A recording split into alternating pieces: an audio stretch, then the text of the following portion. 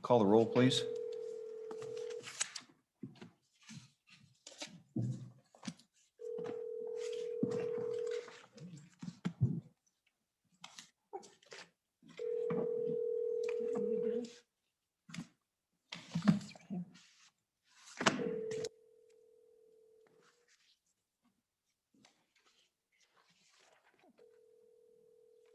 Senator Driscoll.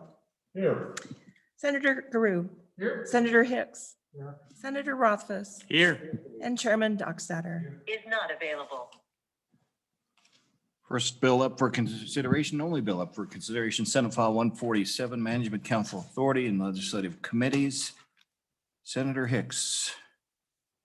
Mr. Chairman, this just goes into the statutes governing the Management Council 28.8104, tries to provide some clarity and guidance to move Management Council back to what the original intent was. I'll just walk you through the bill real quick. Go over to page 2, lines 10 through 13. It allows the interim joint committees to put together a priority list. They will submit that to Management Council. Going down at the bottom of the page, talks about Management Council's ability to limit those joint topics that were presented on that priority list. Under the limitation would be if there's inadequate funding or staffing to accomplish the interim topics presented.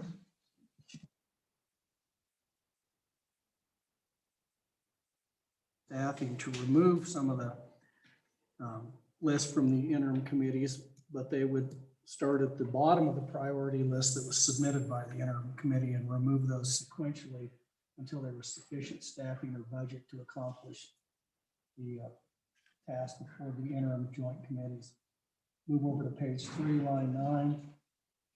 This just goes in, and the other authorities that Management Council have would be granted as far as interim topics. So Romanet I, they could assign additional topics to a joint interim committee. They could reassign topics selected by one joint interim committee to another joint interim committee. Flip over to page 4. Management Council would have the to combine one or more topics to be studied by the joint interim committee.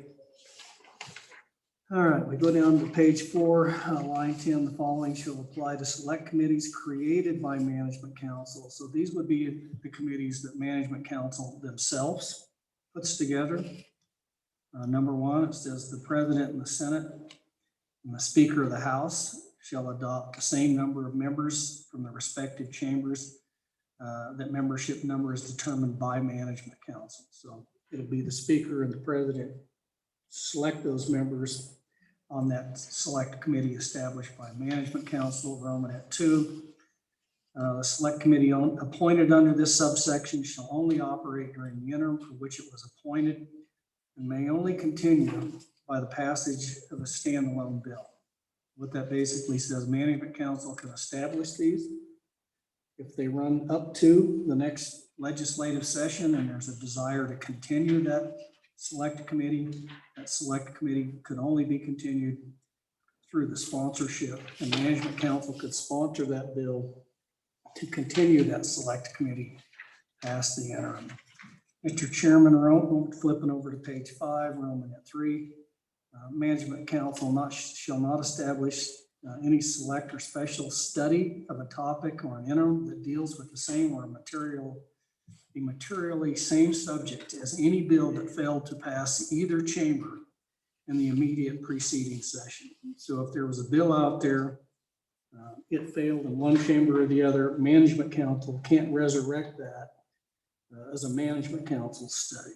Romanet 4, a bill is drafted at the request of a select committee that addresses the subject that is within the purview of a material similar subject studied by a joint interim committee. The bill shall be referred to the standing committee for sponsorship. In other words, if Management Council appoints a select committee in the interim, that select committee comes out with a bill recommendation. That bill would be assigned not to Management Council, but to the standing committee that oversees those topics.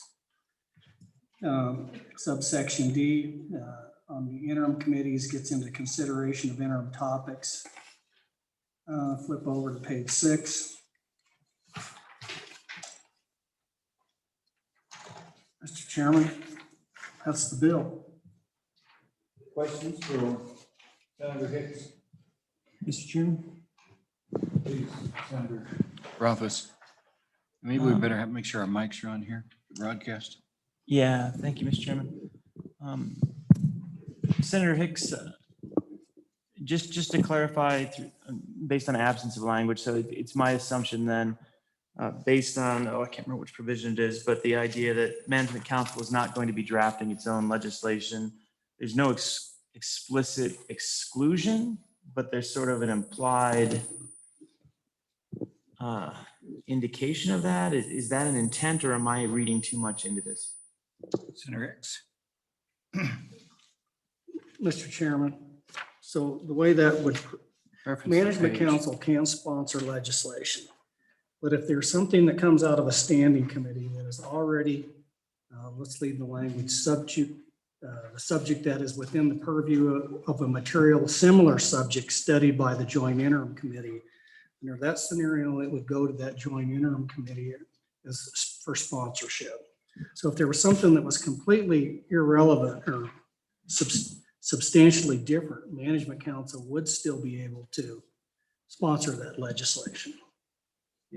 Mr. Chairman, all right, so just as an example to clarify, if Management Council wanted to do an oil and gas bill and there was no select committee they'd created on oil and gas, they could do an oil and gas bill, even though the Minerals Committee technically has purview over that gas bill. Is that true based on how this is written? No, not Mr. Chairman. Not the way I understand it. Management council may have it drafted, but that would refer back to that standing committee that deals with that oil and gas issues. Yeah. Mr. Chairman, I guess I'm just not sure it says that, but I know that that's the intent.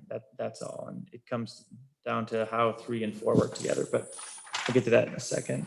Senator Rue or Senator Driscoll, do you have questions? Go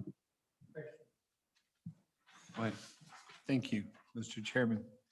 Senator, I guess what I'm trying to make sure is that sometimes management council may have to try to draft legislation with regard to the running of the legislature itself, which is its intent. Example, about, we just had with a global pandemic, maybe rules about where we meet, how we meet, and things like that. How do you see that playing out with this legislation? Would we not be able to do that? I mean, that's kind of gets at the heart of what I understand your goal, but I'm just wondering if maybe we're not overshooting it just a little bit. Senator Hicks. Yeah, Mr. Chairman, I'm trying to find that right now.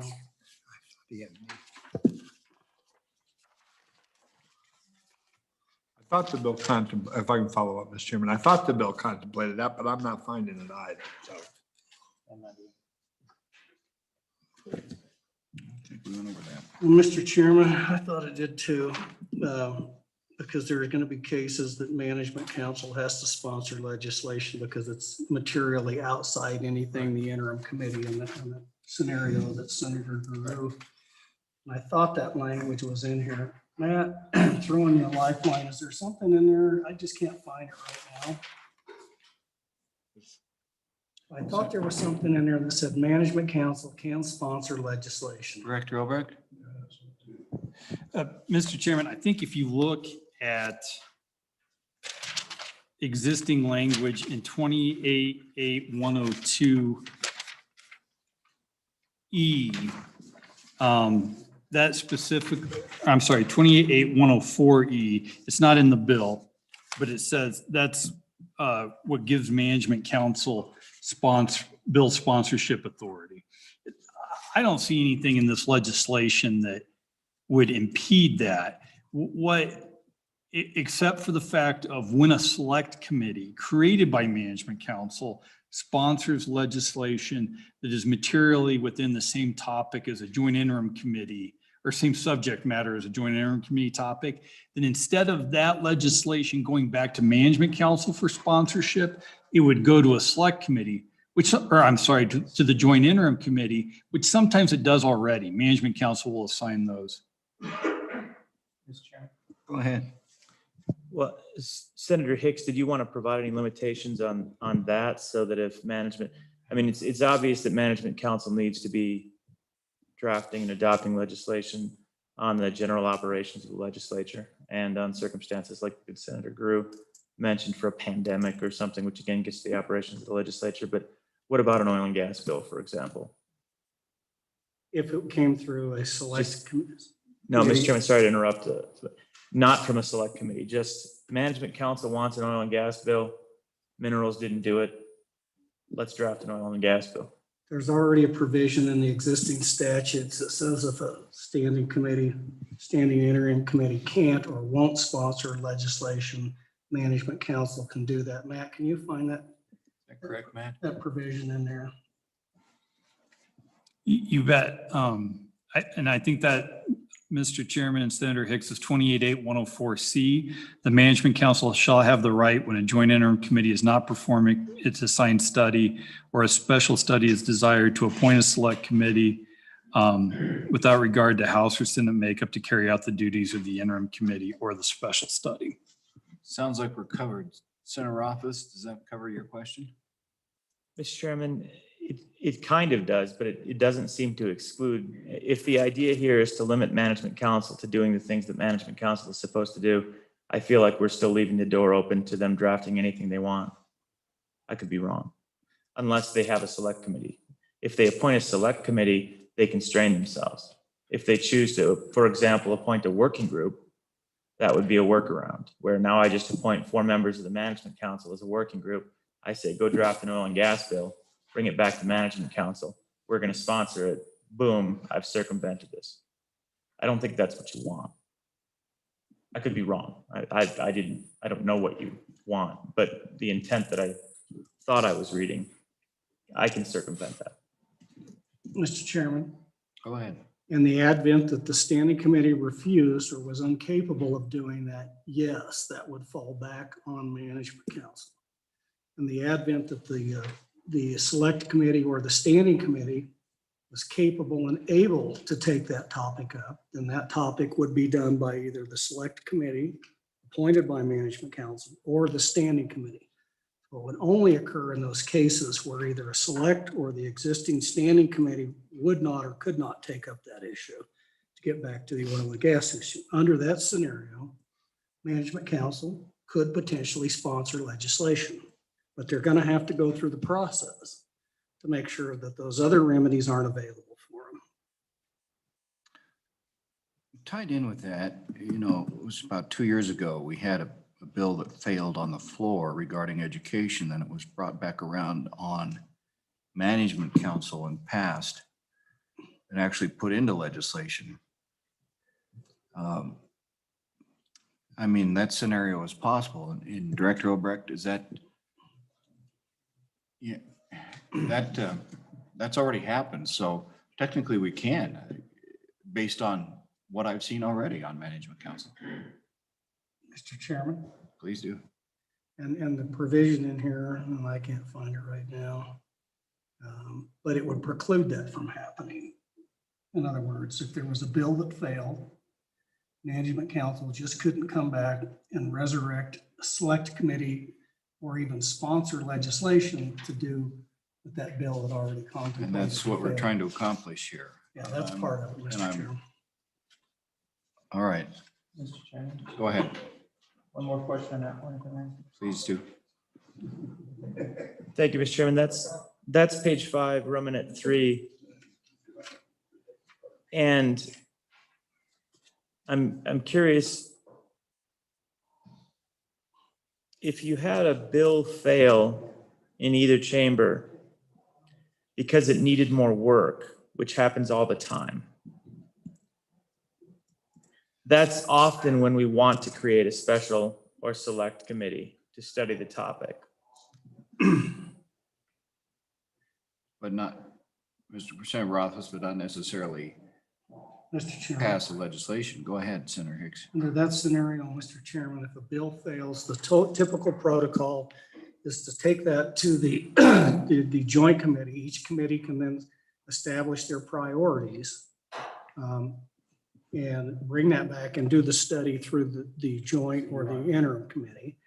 The other alternative is management council could assign that to that existing joint committee to make sure that there is a study. So there's no need for management council then to take action under the scenario that Senator Rothfuss described, that a bill failed.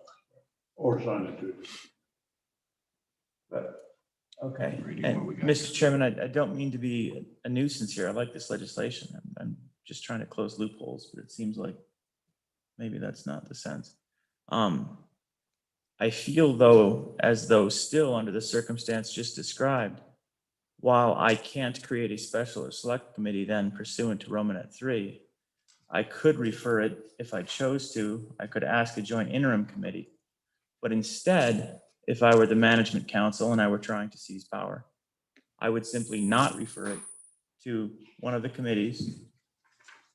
I would wait until the committee assignments were done. And then I'm pretty sure we can just write a bill as management council and run it ourselves. Even with this in place, I don't think anything precludes that. Mr. Chairman, Go ahead. there's nothing in here that precludes unethical behavior by the management council from doing that stuff. The question becomes is not maybe a legal issue, but is it an ethical issue to do that? Is to hold that back and obfuscate for the purposes of management council doing that. So I don't know that we can ever write a statute to the point that people don't fall within the normal ethical realm of the way we ought to operate. To the sponsor, are you comfortable then with what we have there, or do you want to amend it all? Mr. Chairman, just follow the normal process. And if there's amendments, we should work the bill. And if there's amendments, if Senator Rothfuss is so inclined to help close some of those loopholes, I would say we do that through the normal amendment process. Okay, with that, we'll move to testimony from the floor, starting with Senator Kinski.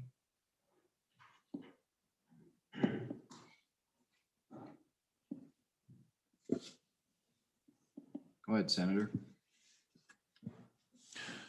Thank you, Mr. President.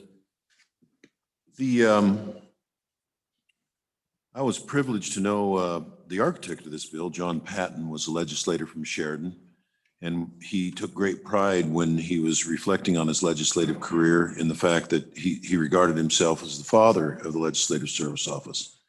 So, Matt, there you go. So by way of background, there had not at the time of the creation of the Constitution contemplated anything like interim committees or joint committees. I mean, joint committees are a creature purely of this statute. And the Legislative Service Office was created to provide some service. And so the idea of the bipartisan commission was to oversee the management of the Legislative Service Office. And the role initially of the Management Council was just to act to make sure that there was not too much command of resource upon the LSO, that if you've got a series of joint interim committees and they all need studies, not just staff support, but studies, that we weren't overloading the capacity of the Legislative Service Office. So the part of the amendment here is to try to confine Management Council back to that and make it clear that it's the Senate and the House that come up with the list of the topics. It's not something to be assigned by Management Council. And that's the way I read 28.8104B. And I think that's progress over some of the things that we've seen. You know, my second year on judiciary, I asked Leland, I said, why do we turn these topics in? Because what we get back is never any relationship to what we turned in. I thought you as a committee chair were to sit with the other committee chair, get up topics and work with our leadership, but that's not the way it was working. it really should be. We have a bicameral legislature, a House and a Senate. We have a speaker. We have a president, minority floor leader. Leaders, we have an existing institution to deal with much of this. And so the management councils really should be a means of triaging the workload. It's gone over time beyond that, and I understand that. There's probably no putting the genie back into the box, but I do think what I see on I like what we've done on page 2 and page 3 to make clear that the topics come from each of the bodies and the chairs and the leadership, and management council is acting as an arbiter of how much resource is available. Again, then on 3 lines 9 through 14, we see again where they're allocating resources, the budget, the number of days, not to be unreasonably denied, and so forth. The prerogative, there's a lot of these other things that I really wish we left to our minority and majority leaders in each of the House and the leadership in each of the bodies to do things like assign additional topics and reassign topics, but that's not the way the bill is developed or the way the statute is developed. So the idea of assigning additional topics, we're reining in the ability to just freely create more topics and assign interim committees. And again, then on page 4, there's one thing on the thing on page 4, I think it's a good process. It's better than what we've got now in terms of scaling back the ability to order interim studies and interim topics and so forth. But I've always wondered, and I don't have enough experience to know, if there's truly a committee that's not doing its job, don't the speaker and the majority floor leader know that? Don't the president and the minority floor leader know that? Shouldn't the first resort be to them to take some sort of action to talk to those committee chairs? Or Usually everyone else knows it too, so. pardon? And usually everyone else knows it too. Usually everyone else knows them too. So I'm just curious if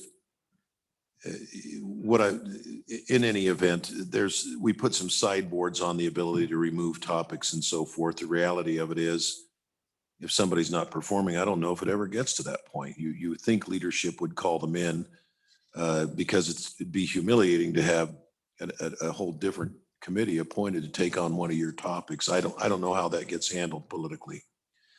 So I think it's an improvement over what we've got now. I think it's important that we improve on what we've got now because, and I can't speak for everybody. I can't speak for the House. I certainly know that there's a substantial number of people within the Senate that feel that management council has gone too far, and that some of the things that have been done in the past, ordering interim studies when there was a bill that failed in the Senate to do that exact thing, that it's gone too far, and that it's a body that transcends the bicameral nature of our legislative process. There is a House, there is a Senate. We have leadership of the minority and the majority in each, and much should fall to them to help drive that process. And the management council should just be managing LSO, and the prerogative to do these studies and remove topics and assign topics should be much more limited. So I think it's a bill that makes great progress in that regard. If I had my druthers, I'd pare back even the ability of the management council to intervene in a lot of these topics. I can see on an interim, if there's an emergency, some unforeseen circumstances, we got to have a study committee, but it's legislation, it's compromise. And so overall, I think the bill is a good first step for improvement, especially if the House and the Senate join in it. I think it pares back some of the, I don't know what the right word is, some of the things we've seen over the last several years. Thank you. Senator, on the topic, loopholes, do you see any concerns in this legislation?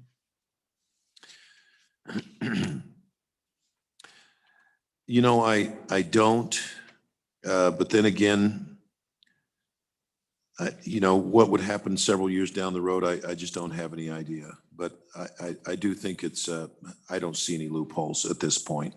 All right, thank you. Thank you. Any questions for Senator Kinski? Okay, with that, further comment from those attending today? All right. Thank you for attending. Committee, what would you like to do with the bill? Move the bill. Move the bill. Senator Hicks, you've already taken us through the bill. Are there any questions any further questions for the sponsor or anything that you would like to amend at this point? Okay. Do I hear a question? Question. Question on the bill. Senate File 147, Management Council Authority and Legislative Committee. Would you take the roll? Senator Driscoll. Aye. Senator Guru. Senator Hicks. Aye. Senator Rothfuss. Aye. And Chairman Dockstader. Aye. Bill's passed. Senator Hicks carried on the floor.